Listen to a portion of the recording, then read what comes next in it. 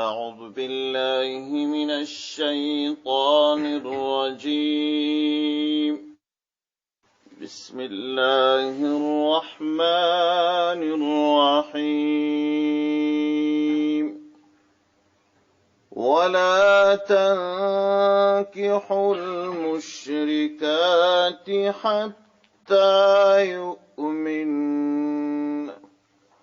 ولأمة مؤمنة خير من مشركة ولو أعجبتكم ولا تنكحوا المشركين حتى يؤمنوا ولعبد مؤمن خير من مشرك ولو أعجبكم أولئك يدعون إلى النار والله يدعو إلى الجنة والمغفرة بإذنه ويبين آياته للناس لعلهم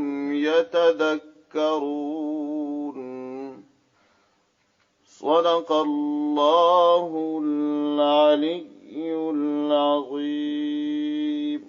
البقره سوره آیت نمبر 221. په دې آیات کریمه کې الله تبارک وتعالی د نکاح بیان کړی دی چې د مشرکانو ښځو سره نکاح کول نه دي روا او ښځې د کفارو نارینهو سره نکاح نشي کولی او نارینه د مشرکاتو ښځو سره نکاح نشي کولی. نو مخکې تر دې چې د دې آیات کریمه تفسیر او ترجمه وکړو څو خبرې یاد ساتل پکار دي. لومړی دا چې نکاح د دې حکم څه دی. دوهمه خبره دا چې په نکاح کولو کې کم مصلحتونه دي. دریمه خبره دا چې نکاح کول د چا سره جایز دي او د چا سره جایز نه دي. څلورمه خبره دا چې نکاح کول د چا سره افضل دي او د چا سره غیر افضل دي. پنځم د دې آیات کریمه شان نزول او شپږم د دې آیات کریمه تفسیر او شرح او ترجمه. دا شپږ خبرې چې وسي نو د دې آیات ترجمه به هم سوي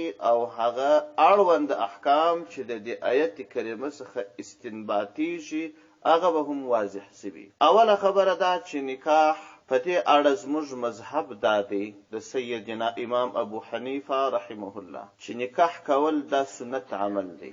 کچیری څوک نکاح وکي په دې کې ثواب شته او کچیری یو څوک په یو داسې حالت کې وو چې د نکاح کولو وروسته چې د نکاح کم حدود او حقوق دي هغه نسي برپایه کولی. د ښځې جامه او نفقه نسي ورکولی، دی نسي کولی چې د ښځې سره ګزاره صحیح وکړي، یا جسمي څه ستونزه ولري یا فکري ولري یا مالی ولري. نو په دغسې وخت کې نکاح کول مکروه دي، ځکه دا نکاح یوازې ستا حق نه بلکې د یو بل انسان ژوند ستا سره سته، د هغه انسان ژوند تباه کول او هغه د ستونزې پیښول دا ښه کار نه دی. او که چیرې یو انسان په داسې حالت کې وو چې پر ځان باندې د زنا کولو څخه بیرېدی نو په داسې حالت کې بیا نکاح کول واجب دی. د انسان په ژوندانه کې تر ټولو بې حیاتترین عمل زنا ده، تر ټولو ستره بد اخلاقي زنا ده او د تمامو بلاو فتنو افاتو حتی د عقیدې د خرابۍ تر اندازې پورې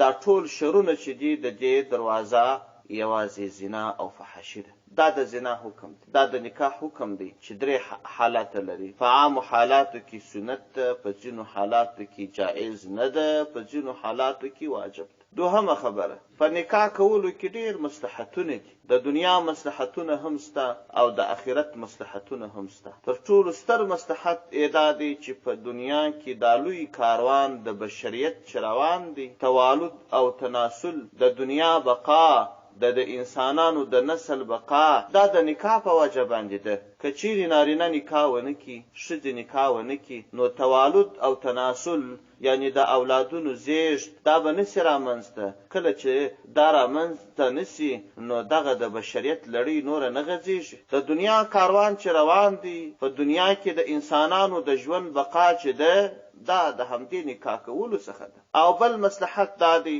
چې د انسان په ژوندانه کې ابتدا، وسط او انتها شته. د انسان ابتدایي حالاتو کې د ده سرپرستی د ده مور و پلار کوي، او کله چې دی د منځ په حالت کې سي بیا دی پر خپل شباب او قوت وي، نو بیا دی د خپل ځان سرپرستی په خپله کوي. نور عاجزه انسانان چې وي د هغو سرپرستی هم دی خپله کوي. بیا چې کله د ضعف حالت ته چې د ژوند انتها ته ورسېدی، هلته بیا د ده سرپرستی د نورو د غاړې ده. دغه نور به نو څوک وي؟ دغه نور به داسې کسان وي چې د ده قریبان وي. که د ده قریبان نه وي، نابلده خلک ده ته ورخلاص نه دي. د نابلدو خلکو د ده سره دومره محبت نسته چې د ده تمام مالی، جسمي ټول تکالیف برداشت. نو په قریبانو کې په دې اخر عمر کې پلار وفات سوی وي، ځکه خو د ده لا اخر عمر دی. مور وفات سوي، ورونه د ده هم مثل ضعیفان وي، یا ضعیفان نه دومره توان نه لري، خوندې ضعیفانې وي، مور نه وي، یوازې او یوازې د ده د خدمت د موقع دپاره اولادونه وي. نو که چا نکاح کړي وي، اولادونه به یې وي. که یې نکاح نه یې کړی، اولادونه به یې نه وي. چې اولادونه یې نه وي، نو د هغه دپاره غالبه دا ده چې دا کس به د ډېرو مشکلاتو سره مخ، یعنې دا چې د ژوند آخر د دې اصلي سنبالونکي خو الله دی، خو په دنیا کې ظاهري سبب اولادونه دي او نکاح کول دي. دریم مصلحت دا دی چې د انسان په ژوندانه کې دا د کور ټولې چارې چې یو انسان غواړي په خپل رایه او په خپل مزاج باندې، دا خو ټول عمر د کور نظام داسې نه وي چې ورونه به وي، پلار به وي، مور به وي، هر وخت به د یو چا بیل بیل کور وي. دغه د کور سنبالښت او په کور کې دغه نظام برابرول، دا اکثره د نکاح کولو وروسته سمېدلی شي. او بل مصلحت دا دی چې څوک نکاح وکړي، اولادونه یې وسي، او په دې اولادو کې نیکان صالحان انسانان پیدا سي، نو په دنیا کې چې څونو خلکو ته خیر رسیږي، د قیامت په ورځ باندې به هغه نیکۍ چې د ده اولادونه کړي دي، د هغه ثواب هم ده ته رسیږي.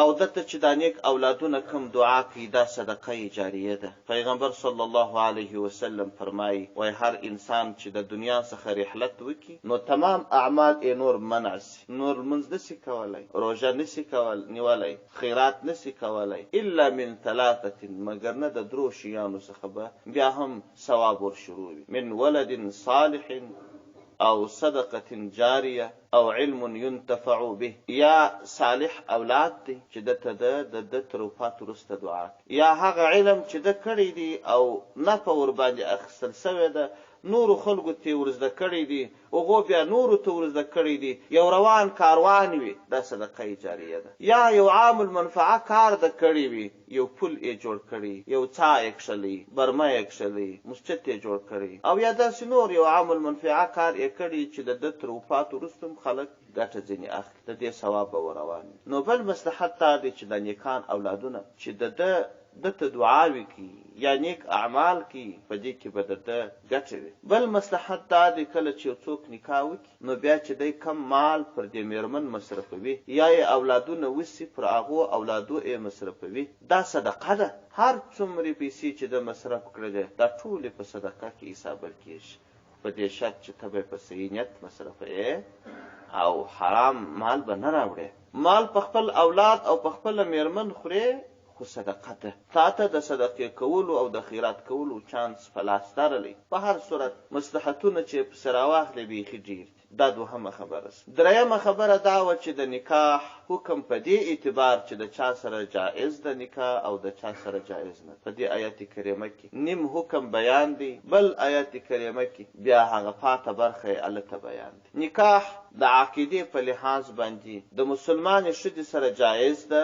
دا چې په مسلمانه ښځه کې دننه بیا محرمات دي، هغه بله مسله ده، هغه حکم دلته نه بیانېږي. دلته نکاح د چا سره د عقیدې په لحاظ جایز ده، د چا سره جایز نه ده. په دې لحاظ باندې ټولې ښځې په عقیده کې درې ډوله دي. یو هغه ښځې دي چې د حق دین پیروانې دي، مسلمانان، یا یې ګناهګاره یا یې تقوا والا.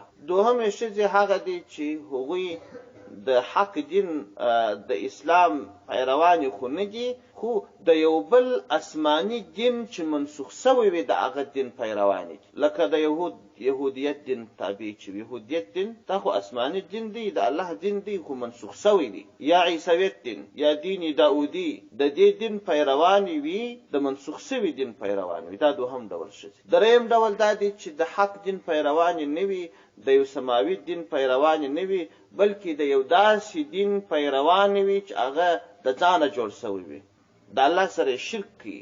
لکه آتش پرستان دا د اور عبادت چکی چې مجوسیان ورته وایي، وثنیات د بوتانو عبادت چکی، آفتاب پرستان د لمر عبادت چکی، نجوم پرستان چې د ستورو عبادت کوي، گاو پرستان د غوایي عبادت کوي، او همدا ډول سپوږمۍ پرستان د سپوږمۍ عبادت کوي.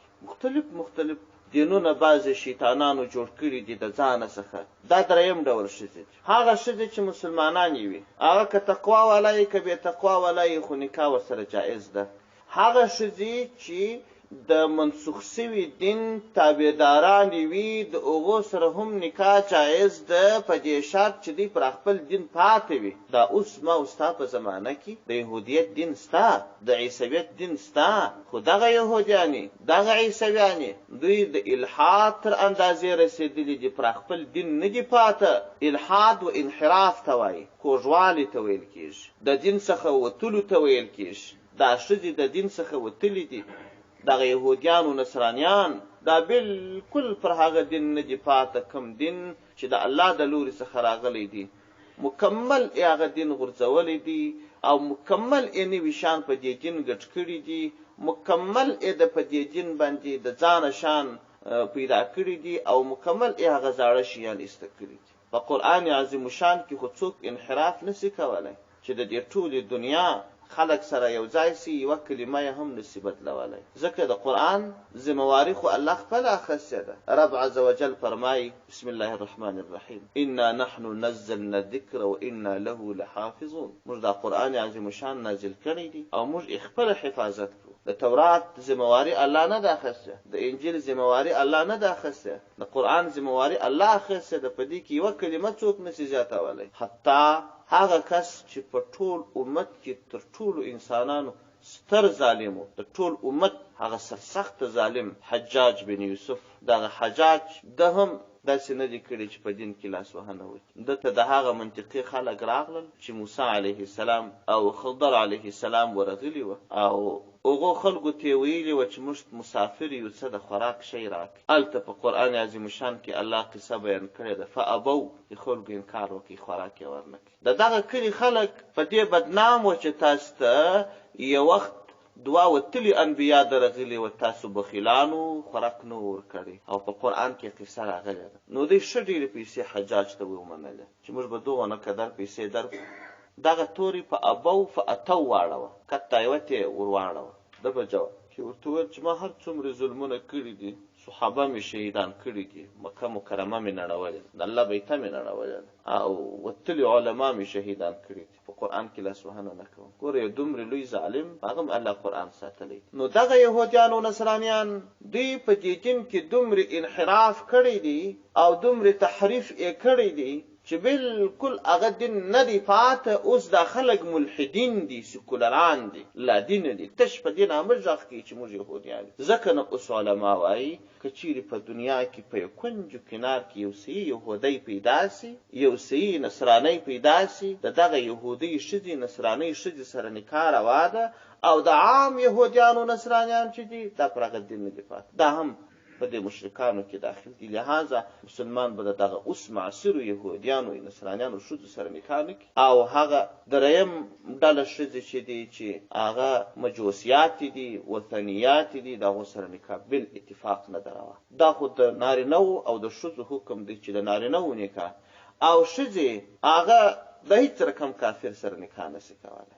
ځکه ښځه چې د طبعا فطرتا تر نارینه ټیټه ده، په عقل کې هم په جسم کې هم. کله چې د یو کافر میړه سره نکاح وکړي امکان نه لري چې دا دې پر خپل دین پاتې شي، خامخا به هغه دین تولاوه، ځکه جسمن تر هغه کمزوری ده، مقابله نشي ورسره کولی، فکرا تر هغه کمزوری ده، هغه خپل فکر پرته دا خپل فکر نشي پرته پالی. نو لهذا اسلام منع کړی ده، نارینه ته اجازه ورکړې ده چې د کافر کتابي سره نکاح کولی شي، ښځې ته اجازه نه ده ورکړې چې هغه د نکاح وکړي د کافر کتابي سره. نارینه مسلمان د کافری کتابیه سره نکاح کولی شي، خو مسلمان د کافر هیڅ قسم کافر سره نکاح نشي کولی. دا د نکاح حکم.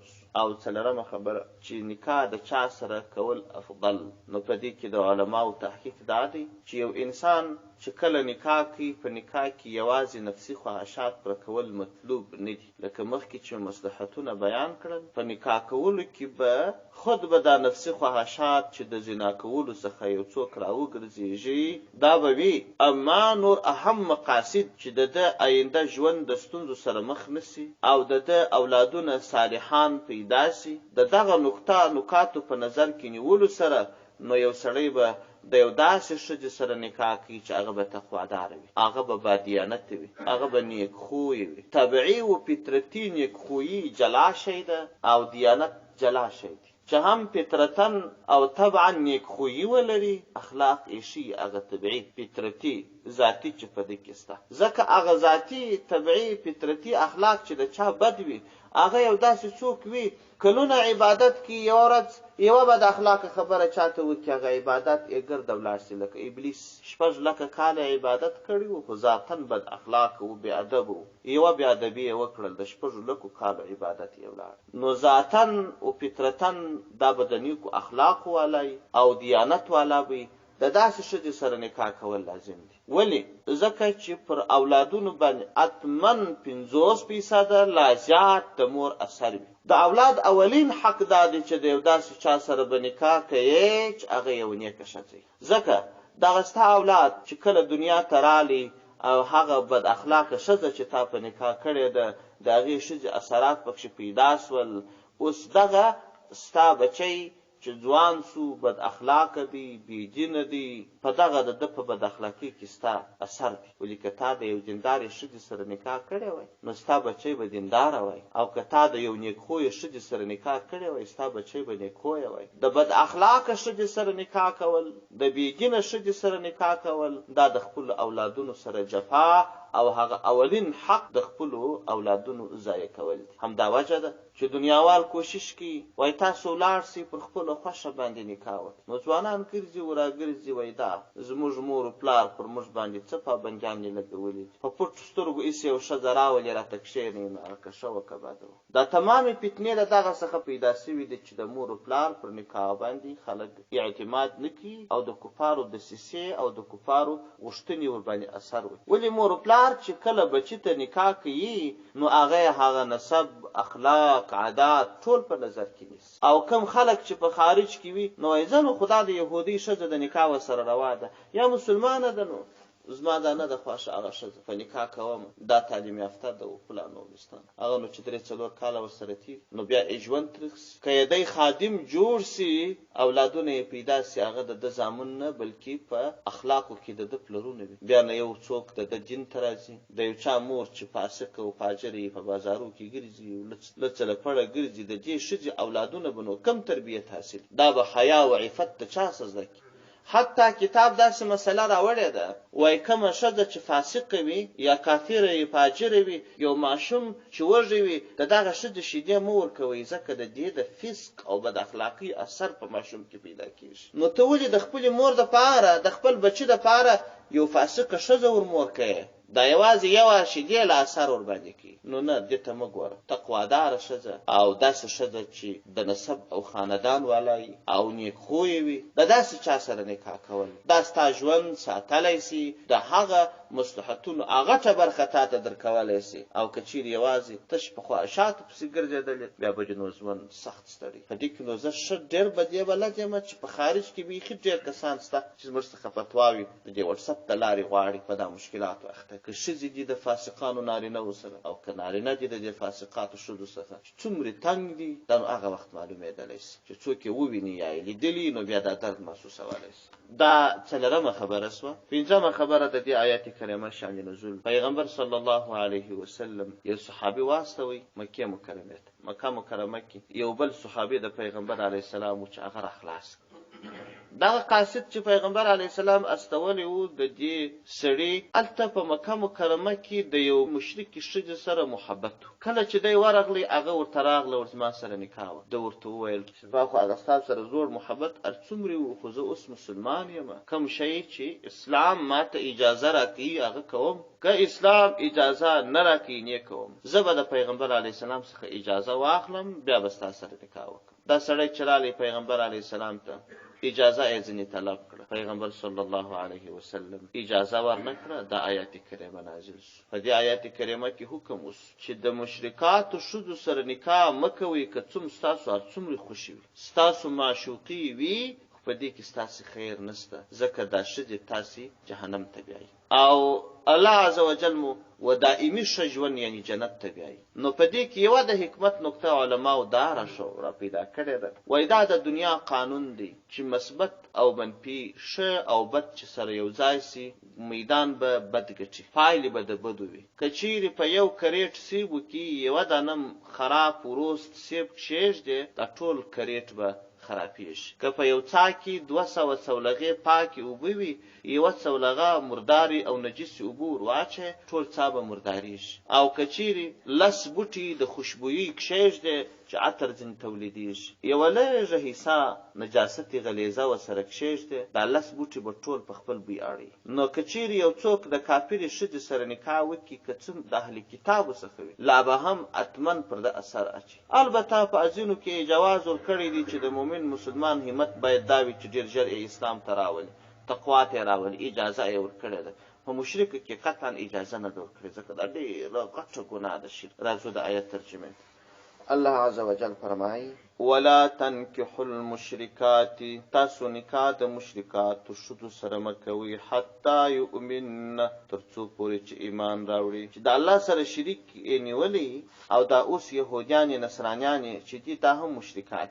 ولامة مؤمنة، یوه مینځه چې مؤمنه وي خیر دا بهتره ده من مشرکة تر مشرکې ښځې ولو اعجبتکم، که څه هم ستاسې دغه مشرکه ښځه خوښه وي. مشرکه ښځه وي او هغه په ظاهري لحاظ باندې تاسو ته خوښه راغلي مګر تر دغه ښایستې او دا ستاسو تر خوښې ښځې هغه مینځه بهتره ده د دوو وجو څخه. یو دا چې د الله حکم مات شو، د الله حکم چې مات شو فضل او فیض بند شي. دوهم دا چې هغه مشرکه ښځه دومره نجسه ده چې حتما به ستا پر اخلاق و عاداتو و عقایدو باندې اثر اچي. ولا تنکحوا المشرکین، مؤمنانو ښځو ته وایي وایي تاسو د مشرکانو نارینهو سره نکاح مه کوئ. دا خبره مو مخکې یاده کړل چې نارینه د کافرې مشرکې سره نکاح نسي کولی، د کافرې کتابیې سره نکاح کولی سي، خو مسلمانانې ښځې د هیڅ قسم کافر سره نکاح نسي کولی. ولا تنکحوا المشرکین،